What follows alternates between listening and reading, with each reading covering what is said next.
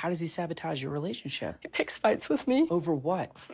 Dumb things. When she says that we're having all kinds of fights and he's picking fights with me, the picking of the fights might be, he might be finding things laying around the house that she just purchased. He might be finding receipts. He may be getting bills, credit card bills, and things of that nature. Let's get it. In this week's tell-all, Kody and Robyn both rolled out a new storyline where Kody is supposed to be self-sabotaging his relationship with Robyn. I think that that's an interesting ploy and tactic for them to take. Because as I've said, historically, I think that Robyn and Kody have been trying to rehabilitate their image on the show for seasons now. And they're taking every opportunity to do that. And I think one of the ways that they're trying to ingratiate themselves to the audience and to the fan base is by creating a scenario where Kody is getting his comeuppance. This is a very safe way for Kody to be able to say that he is suffering because he left the OG3, because he has abandoned his children. And this gives the audience a sense of revenge in that tactic. Now, is there a possibility, or is it likely that Kody could be self-sabotaging? Absolutely. And I think that it's an interesting tactic for them to take and blame some of the arguments and or disagreements that Kody and Robyn may be having on him self-sabotaging the situation. I think that this could be the opening of a form of manipulation on behalf of Robyn, where she's turning a situation and making Kody feel like he's responsible for the failing of their relationship because he may be bringing some things to light. And we'll talk about it in this video. But before we do that, I would simply ask that if you guys are enjoying my content, go ahead and give me that thumbs up. Let a brother know that you're appreciating what I'm doing. Secondly, if you're not yet subscribed to the channel, go ahead and hit that subscribe button. It's not a big click for you, but it's a huge click for me. And it really helps a brother out. That's why we call it an HBO special. So go ahead and give me that HBO special by clicking the subscribe button, ringing the bell for notifications, and you'll be notified when I upload content just like this, as well as when I go live. Speaking of live, I have two big events coming up this week. I have the after show live right after the tell-all, and drum roll please, I will be appearing on the Sister Lives live with Reality Squad Sarah, as well as Reality Amanda. So Amanda and Sarah will be letting a player come play this Monday, so come check it out. All right, let's get it. I think Kody could potentially be self-sabotaging because many of us can look at that and we can relate to that situation, whether it's professionally, romantically, or whatever the case may be. We may find ourselves in a situation where we want something so bad, we desire something, we want to hit a goal so bad that we invest everything we have in it. But even investing everything we have in it, there's an insecurity that we may not be good enough, we may not be strong enough, maybe we're not qualified to actually have that position. Whatever the case may be, we may feel that through our insecurity, that if we actually attain the thing that we're trying to get so desperately, that it will reveal that we weren't worthy of that thing. So, as a way to protect ourselves and as a form of taking control, we will self-sabotage so that way, when we fail, it's not our fault. It's not that I wasn't smart enough, good enough, strong enough, fast enough, qualified, whatever the case may be. And that could be a possibility for Kody. What that does is, and I say part of the reason why I say it could be a ploy to try to ingratiate to the audience is because it reveals a vulnerability within Kody. It's a way for him to take blame and take fault without actually taking blame or fault. Because just because you feel like you're not good enough, you feel like you might not be qualified, or you feel like you don't deserve a thing, doesn't mean you aren't qualified, good enough, or deserve that thing. So it's a way of saying that I may have made a mistake, but I wasn't wrong, you know? And there's an interesting point of this. that I really want to explore during the course of this video. So let's take a look at one of the things where Robyn is presenting the idea of why they're arguing and why they're having these disagreements. We're in different places. We're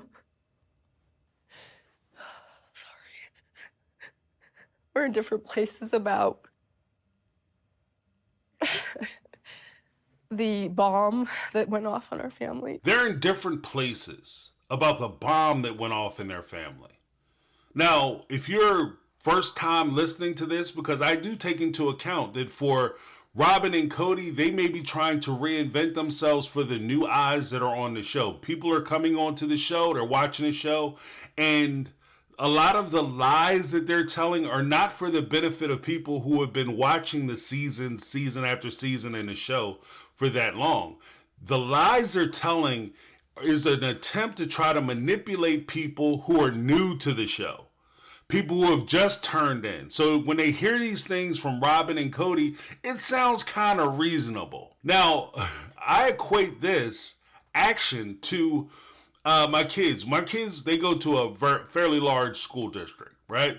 And when they go to school, they'll move from basically one feeder school to another feeder school where more kids are brought in from different feeder schools into that school. And then when they go into the high school, it's like from 3 or 4 different elementary or middle schools, right, into the high school. Now, in that instance, I tell my kids every time they're getting ready to go to a different school, look, you don't have to be the person that you were. You can reinvent yourself because these people don't know you. So if you were, you were kind of one way in school or whatever the case may be, and you felt like that wasn't who you were, this is an opportunity for you to truly express who you are to these new folks because they don't know you. They don't have that background and that baggage that they're trying to tie to you. That experience of you where they say, hey, remember, you try to act cool now, but I remember back in the day when you blah, blah, blah. Yeah, so you get to reinvent yourself. Unfortunately, Kody and Robyn are kind of like the kids who are from the small town where basically the kids you know from kindergarten and the kids you graduate from high school with. And the lies that they're telling are ineffective because many of the people who watch the show have been around and they've seen the history. They've seen where you are now, like with Robyn saying that, I can't believe this bomb went off on my family. You mean like when Kody stopped talking to his wives and he stopped spending time with his kids, and then the wives decided that they no longer wanted to participate in a marriage that wasn't really in existence? That bomb? Is that what we're talking about? So that's where I think it kind of becomes kind of that tangle web that they weave when first they practice to deceive. They're trying to deceive us. They're trying to fool us. But they're not trying to fool us per se as much as they're trying to fool the other audience members who are new and unfamiliar with the show. Now, let's take a look at Kody and his perception of his self-sabotage and how it's affecting his relationship with Robyn and how it could be damaging. Let's take a look. Were you sabotaging your relationship with Robyn? Yeah, I was. I was, definitely. Why? You love her. Yeah, but I wanted to punish myself. I thought of myself leaving Robyn and having another lover and looking at this lover and going, I don't love you. I'm in love with another woman. I'm in love with a woman that I left because I was too much a piece of to manage the relationship. Now, again, I see this as Kody coming up with the idea that this is something that he's going to say to the audience members to make himself seem more vulnerable. He's saying basically, I can't manage this. This is too much. This love is too great. I'm going to abandon this love because I feel like I'm not worthy to have this wonderful life, this great life and this great love. So I'm going to abandon that love. And in his mind, it sounds good that I'm going to abandon the woman that I love. I'm going to take another person, drag them into this shit relationship and this bad energy that I have with this person that I love and this mess that I've created. I'm going to drag this innocent person into that. Then I'm going to look at that person and intentionally hurt them because I'm hurting. That's what I hear. And to be honest with you, Kody's attempt to try to manipulate the audience is a miscalculation. Because that's how I think most people would see that. I'm not sitting here feeling sorry for Kody because he's going to take and victimize some innocent person because he can't manage his relationship. I'm not going to celebrate him because all of a sudden he can't get along with Robyn, so he's going to bring in this person who has nothing to do with anything and try to ruin their lives. Now, the ironic part about it is, what Kody is actually describing is the relationship that he had with the OG3. People will be who they are and do what they do, because at the end of the day, you are who you are and you do what you do. So Kody is used to having a relationship with Robyn where he gets to tell other people that I don't love you, I don't care about you, I'm actually in love with somebody else. I'm wasting my time with you because I really want to be with this other person, and this is the person that I want to invest my time, energy, effort, love, and everything else into.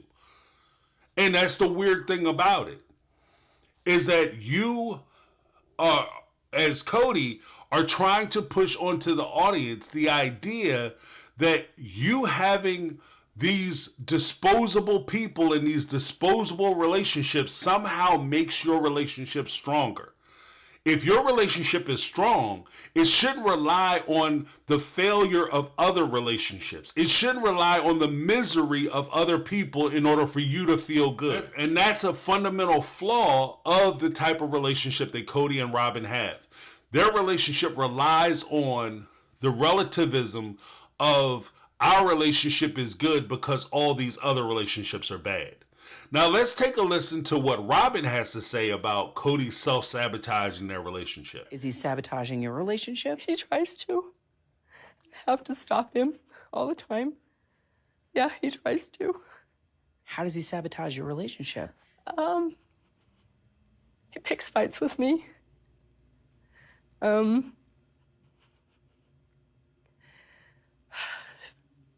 Over what?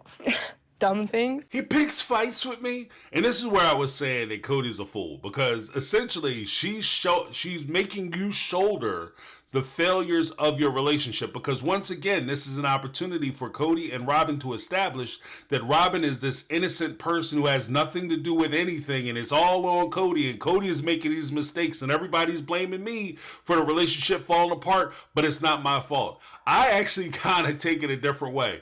There was a lot of YouTubers have kind of put out historically that Robyn has a shopping addiction. So when she says that we're having all kinds of fights and he's picking fights with me, the picking of the fights might be, he might be finding things laying around the house that she just purchased. He might be finding receipts. He may be getting bills, credit card bills, and things of that nature. And so when they're talking about the relationship is falling apart and they're having these arguments, it could be very well they're in different places and the relationship may be falling apart because Kody is shouldering the responsibility of the finances within their marriage, whereas Robyn, historically, from the beginning, has never had to consider or worry about the finances of their relationship.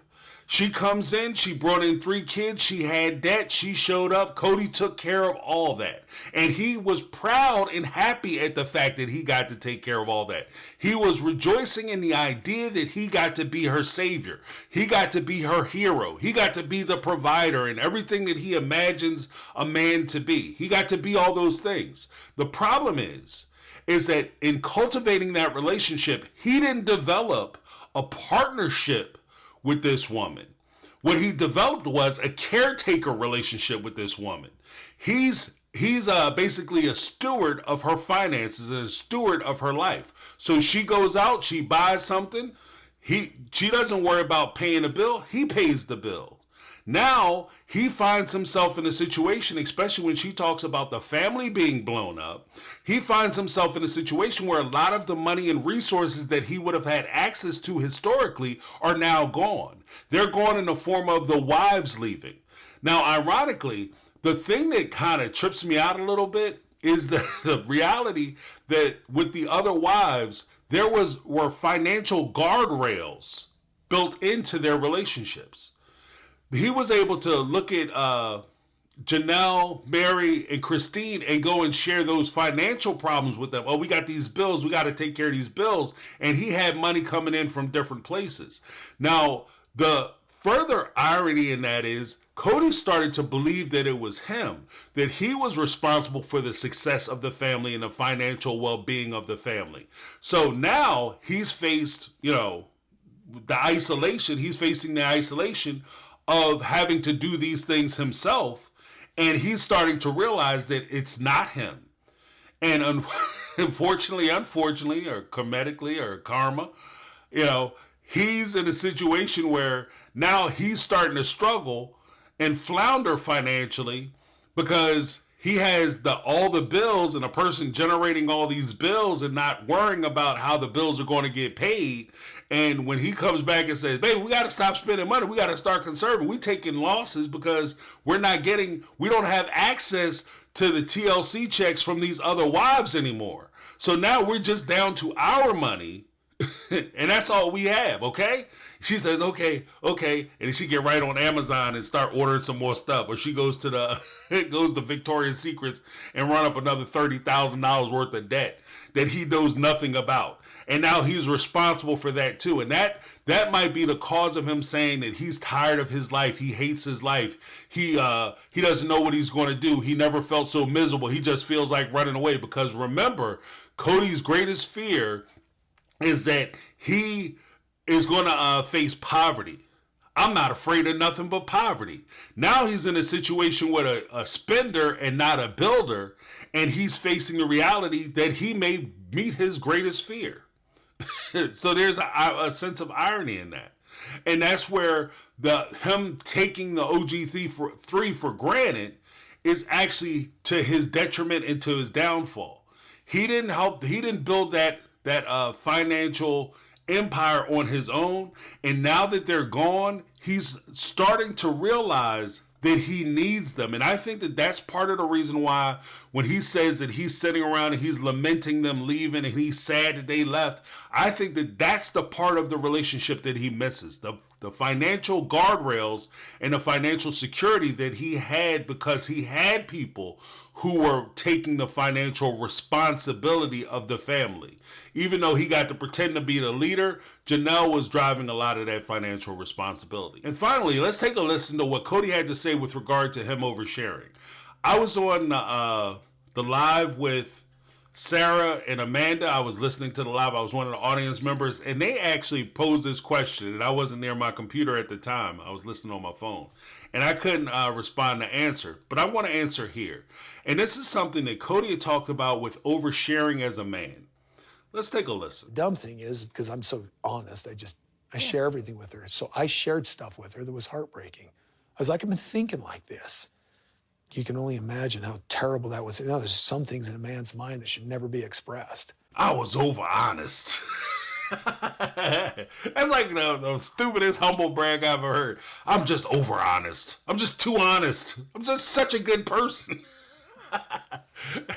My favorite part of that whole thing is, look, there's some things in a man's mind he shouldn't express because I felt dark and I felt evil. Look, women, ladies, let me ask you this. Do you have dark feelings?